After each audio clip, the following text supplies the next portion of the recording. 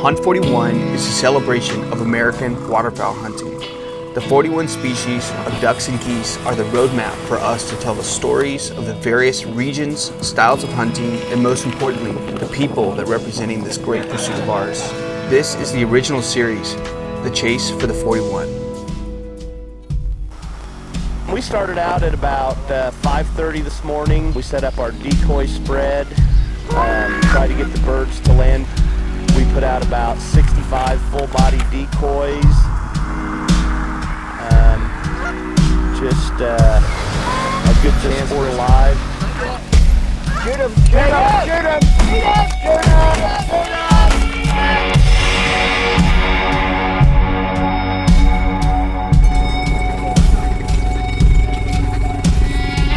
I mean, if I could do it every day, I'd shoot greenheads. That's my favorite thing to hunt when it's good, you know. Other than that, I really like goose hunting.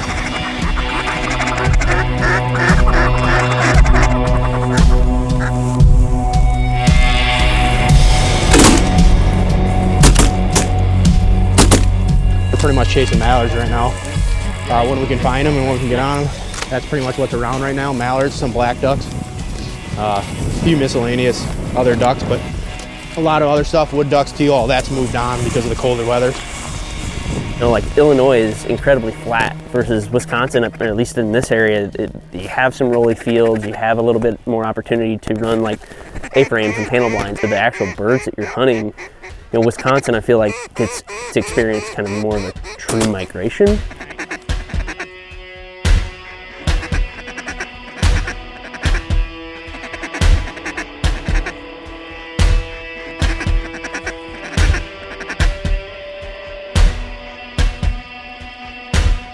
They concentrate when everything freezes up and then everything thaws and then they scatter.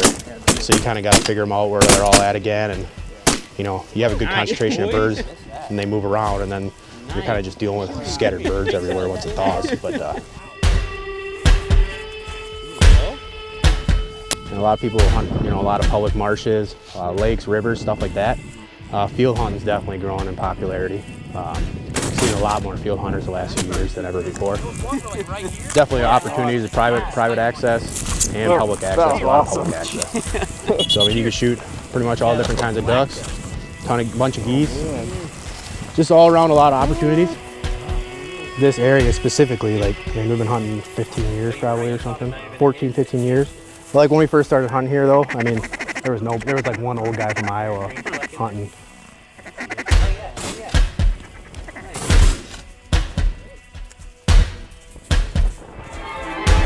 Man, my first short read that I like ever really like is this Foyle's meat grinder. Yeah, it's polycarbonate. Dude, I had one too. Yeah. Yeah. First time I won the Wisconsin State. Okay. Back in 2006, this is what I was blowing. Oh, nice. And I kind of just like left it on the shelf since then, and you know, never touched it.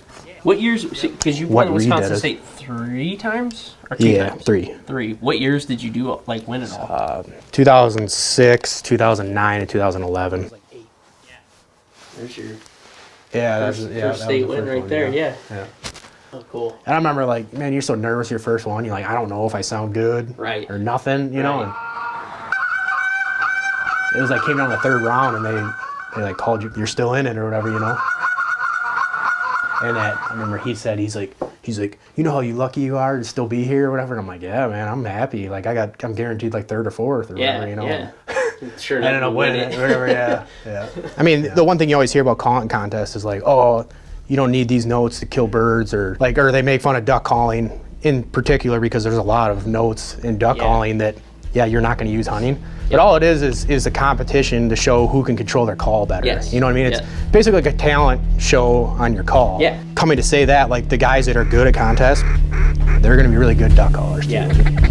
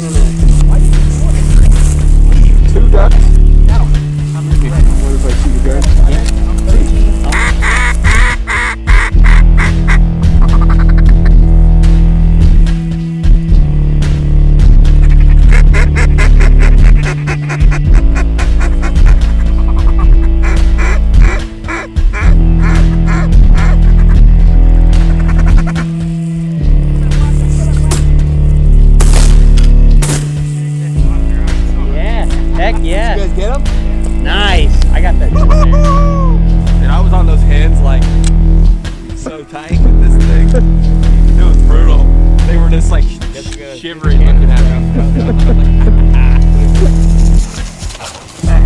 Nice. Here's the views. Nice. All right. Unless you have the whole field stacked. Yeah.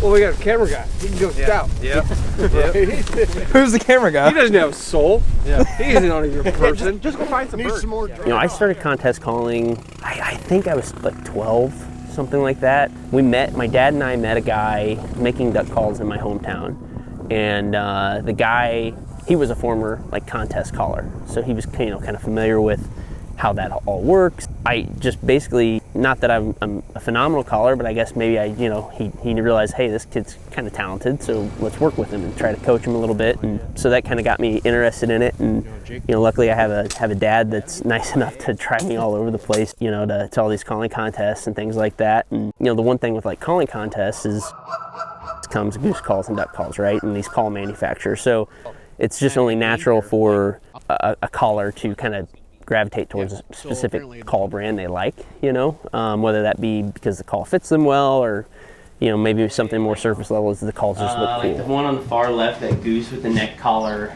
is actually the guy that kind of mentored me with goose calling when I was competition calling. Oh wow. That's his signature like decoy. That company produced a decoy for him, and Really? yeah, and then I like that with the wing kind of coming down. yeah, it's kind of like That's awesome. yeah, it's a neat pose, and yeah, some of those kind of have some significant meaning just from like they're not made anymore, and Yeah. you just kind of wanted something, hang on to a little piece of history, really, or decoy Very cool. history. I've always kind of thought of myself as like a bit of like a decoy nerd, but it's been kind of more like I guess you could say like the new wave of decoy, like production decoys. I've always found really interesting, like. You know, these aren't produced anymore. You know, this company's changed hands a bunch, and they actually still exist, but just, you know, not making the same things. And thankful that I hung on to some of this stuff. Right on, man. I had been introduced to a guy out in Washington named Bill Saunders, who was making calls, and at the time I was trying to goose call on the stage. He was known for some really good goose calls, so I picked up a few and really liked them, and I've been using them for ever.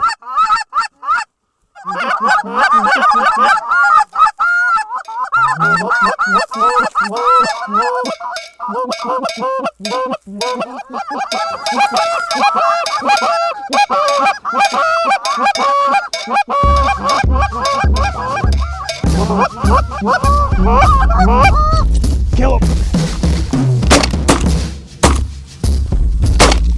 That's kind of how I knew about Aaron. Was at the same time he was running Bill's calls, and just kind of knew of him through, you know, kind of through the grapevine. And then, ironically enough, years later, when I was in college, Aaron and I started guiding together. You know, contest calling in a way, kind of like, I guess I knew of him, and kind of introduced us, but then, you know, later on in life, you know, we just ironically enough ran into each other and started hunting together, kind of maybe more by fate, but yeah.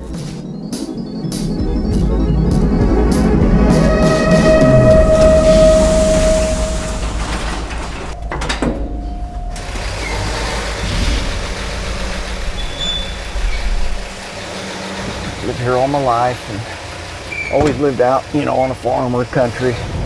We're pretty central Illinois. We can hunt all these fields right here.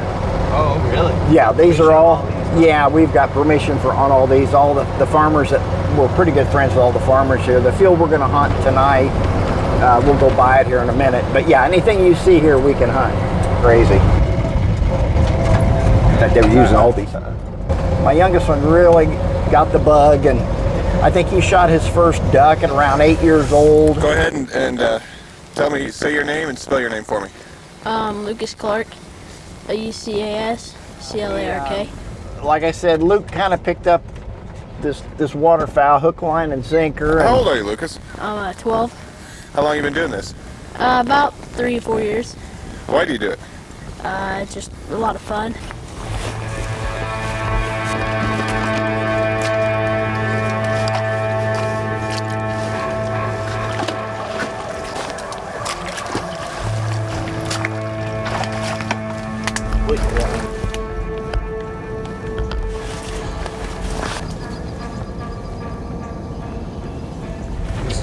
he started to do competition calling. He started calling for Bill Saunders, and he actually did very well. Was winning quite a few competitions, and every weekend we were going somewhere, and he was calling.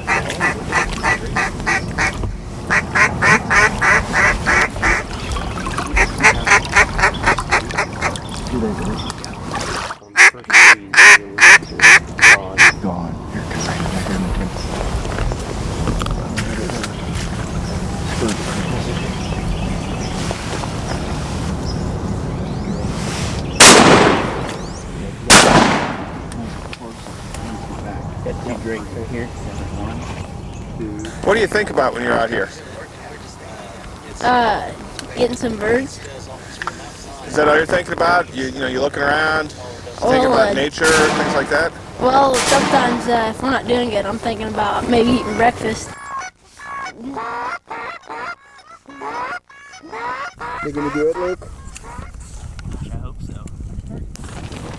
But yeah, most of the time I'm just thinking about, what to do next time we see some birds, maybe set up the spread differently or something. Just anything like that. Here in the Midwest, like you kind of, like Aaron said it too, like you just have no shortage of opportunities to kill Canada geese. So it becomes this, more like cat and mouse game of like, what are some new ways that I can trick them and things like that. There they go. Welcome to Illinois. We were out here this morning and we didn't end up harvesting any birds or nothing, but it's not really about that. It's just about having fun with everybody.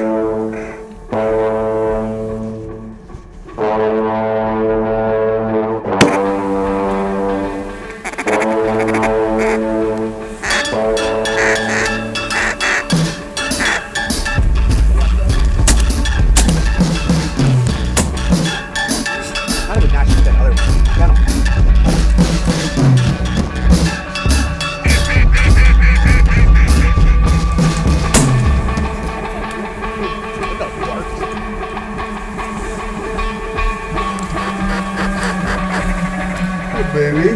What kind of waterfowler would you describe yourself as? An eager one. I like to just go. The hunting doesn't have to be great for me. I'm just eager. I'm eager to get out. I'm eager to try something new. I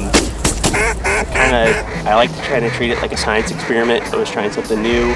Yeah, I don't know. I definitely know one way that I like to hunt. So I'm just kind of an eager waterfowler, really.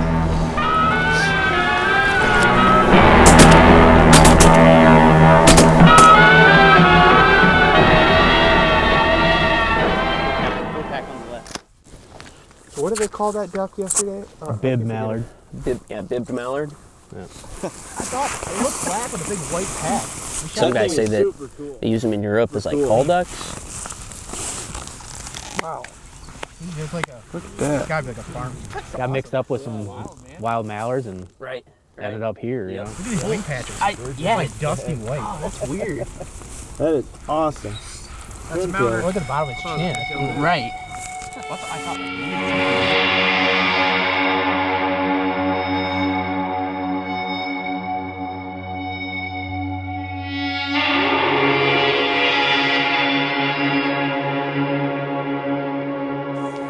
Kill that, Drake.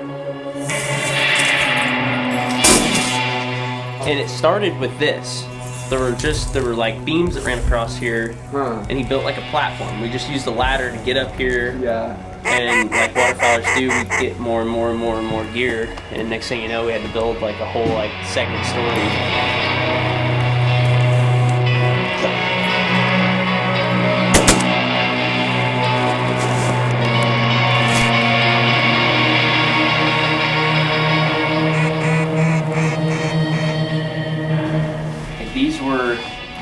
box like some of my first ever decoys that my parents got me, which is actually Outlaw decoys. Outlaws. Yeah. Feel that, Drake? Yeah, go for it. That's just the empty box. Then this was what it's outlaw. 2:30 now. You want to stick around till 3? Just say, let's pick up at 3 and whatever we get. Let's just sit and see if we can't kill a couple more dogs. Maybe we get like a black duck or something. Yeah, that's what I'm talking about.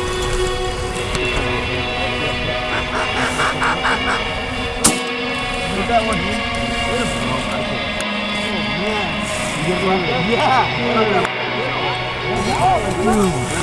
Good God. There we go. Wow. Oh, man. It is. Drake. Now that's a Drake? Yeah. Oh, maybe it's a oh, okay. How do you know? Drake's. Oh. Like a Drake. Look at that baby right in his beak. I didn't know who that one was there. I'm looking at the one over here. Yeah, me too, Aaron. I was like, right here. Well, when you guys were like right there, I was just like, Ben's like, yeah. yeah, and then you're like, no. And I think you thought I was shooting a mallard, huh? Dude, I like tapped you on the shoulder. Yeah, I know. I was like, no.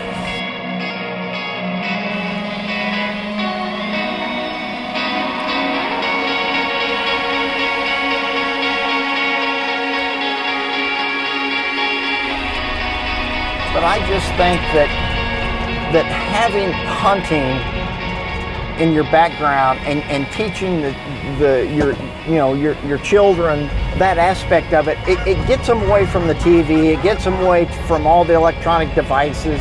You're just spending time. You're close all the time. It isn't about your harvest by no means.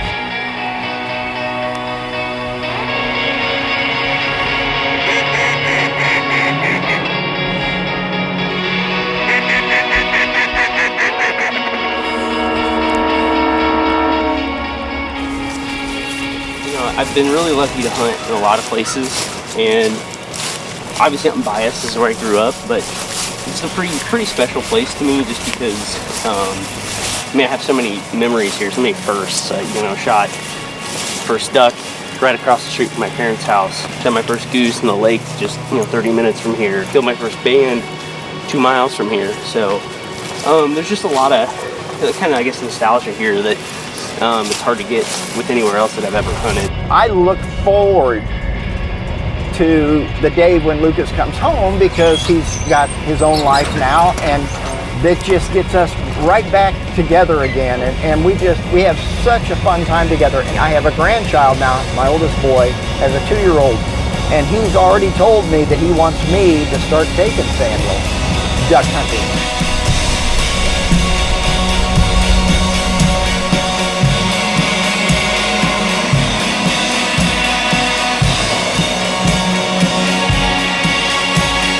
I think the reason we probably didn't shoot anything last night was I didn't have Dawson wearing one of these.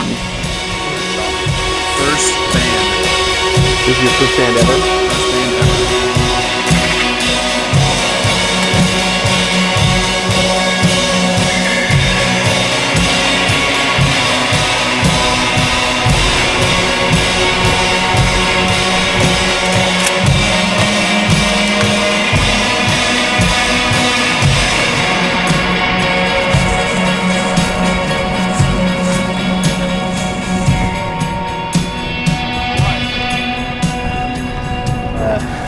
A good chance for us to get out with all the children in the community and give them a chance to keep this sport alive. Why is that important? Very, very important. I think it's the most important thing of all is my father and parents, grandparents all took me hunting as a child and has left great memories with me, and I would like to do the same for my son.